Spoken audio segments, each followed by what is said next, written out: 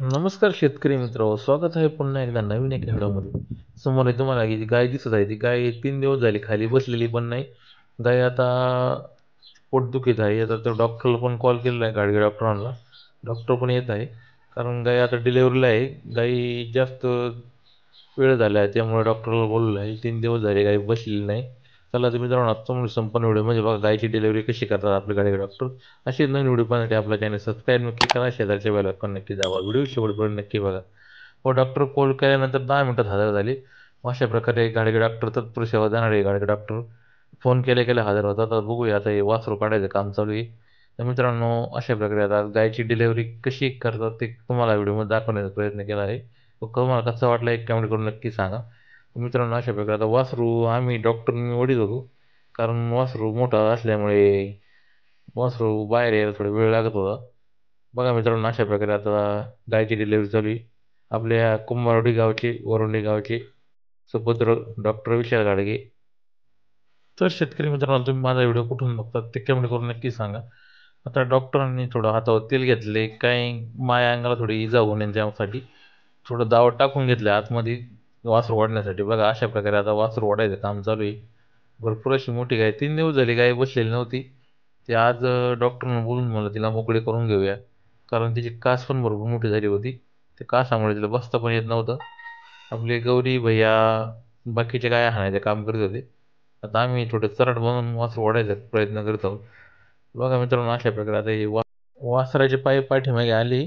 डोकं मोठं असल्या कारणाने डोकं काय बाहेर येत नाही. त्याचा डॉक्टर त्याला दावा टाकून आपण हे वासरू वाढण्याचा प्रयत्न करणार आहोत.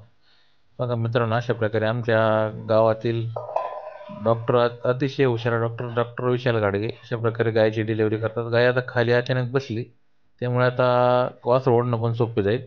अशा प्रकारे आता आम्ही वासरू ओढण्याचं काम करतोय. बघा मित्रांनो, गायची कास केवढी होती. आपली ही एच एफ हॉस्टन गाई आहे. दूध भरपूर अशी दूध देणारी गाई, 30 लिटर गाई दूध देते एका टायमाला, 15 लिटर. बघा मित्रांनो, अशा प्रकारे वासरू बाहेर काढलेलं आहे. तर आता गायीची डिलिव्हरी झालेली आहे. मित्रांनो, आता हा गाईला गोरा झालेला आहे. आम्ही बघितला होता गोरा आहे. आता तो गोरा भरपूर मोठा असल्यामुळे डिलिव्हरी काय होत नव्हती. तर आता गाई उभी राहिलेली आहे. आता गाई आता वासरला चाटत आहे. तर मित्रांनो, माझ्याकडे आता अशा 10-15 गाया तुम्ही पाठीमागच्या व्हिडिओमध्ये बघितल्या आहे आपल्या. बघा या संपूर्ण अशा गाया आता उभ्या राहिलेल्या आहे.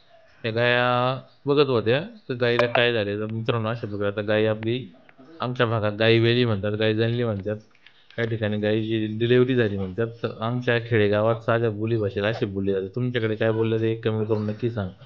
व्हिडिओ आवडल्यास व्हिडिओ लाईक करायला विसरू नका.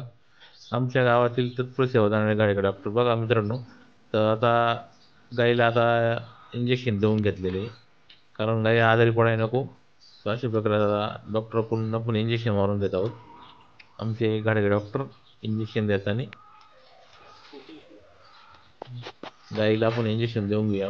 उद्या परत काही आजार नको व्हायला तिला, त्याच्यामुळे इंजेक्शन मारून घेऊया. गाईचं कॅल्शियम पण कमी व्हायला नको, गाईला ताप पण यायला नको. झाल्यानंतर काय गाय आजारी पडतात, त्यामुळे इंजेक्शन देऊन घ्यावं लागतं. तर मित्रांनो, कसा वाटला आजचा व्हिडिओ कमेंट करून नक्की सांगा.